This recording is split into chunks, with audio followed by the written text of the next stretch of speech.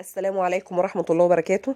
بسم الله والصلاة والسلام على رسول الله. اللهم صل وسلم وبارك على محمد وعلى آله وصحبه وسلم تسليما كثيرا.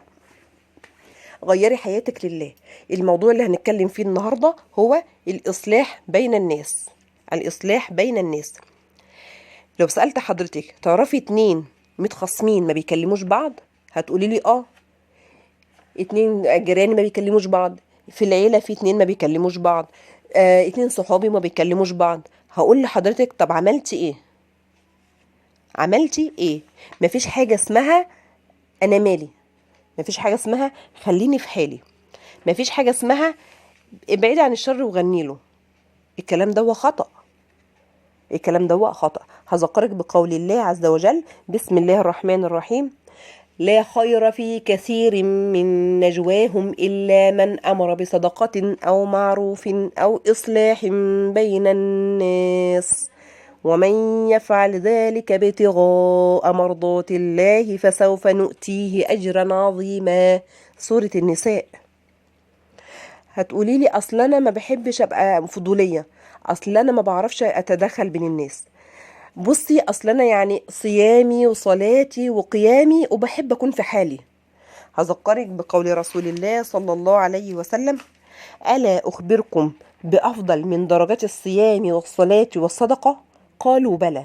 قال: اصلاح ذات البين، فان فساد ذات البين هي الحالقه. اخرجه احمد وابو داود والترمذي.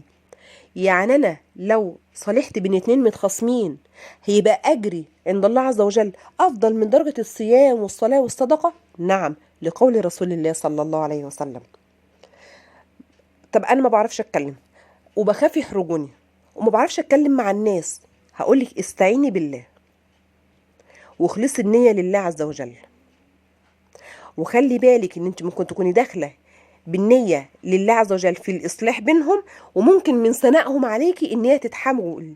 يعني مثلا ما شاء الله عليها دي كلامها جميل والواحد بيرتاح لها لما بتتكلم، ما شاء الله عليها دي ما فيش مشكلة بتتدخل فيها غير لما بتحلها. هنا يحصل إيه؟ ممكن يحصل عجب بالنفس والعمل يحبط. يبقى دايما خليكي يقظة إن انت تجددي النية لله عز وجل.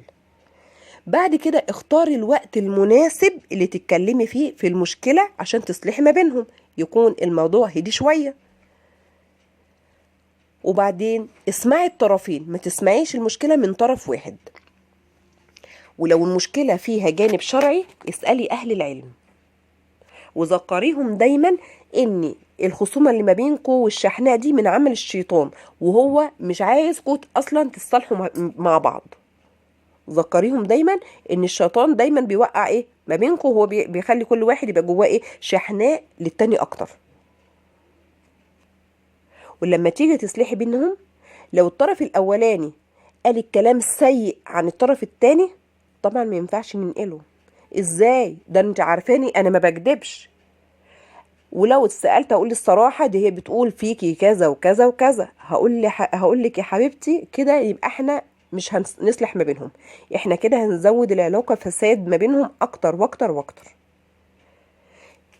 ما ينفعش ننقل الكلام السيء للطرفين، لو حد فيهم اساء للتاني ما ينفعش ننقل الكلام السيء. لكن لو كلام كويس وقالوا عن بعض كلام حلو، حتى لو الطرف واحد قال ننقل الكلام الطيب.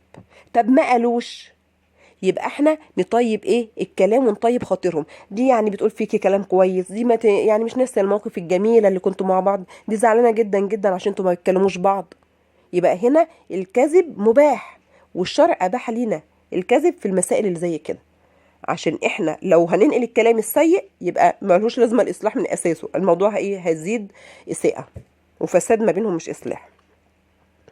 لما ربنا يكرمك ان شاء الله وتصلح ما بينهم، يعني ربنا يعني هيرزقك اجر عظيم، ما تحرميش نفسك من الاجر ده، وهتدخلي الفرحه ما بين اتنين متخاصمين وصالحوا بعض.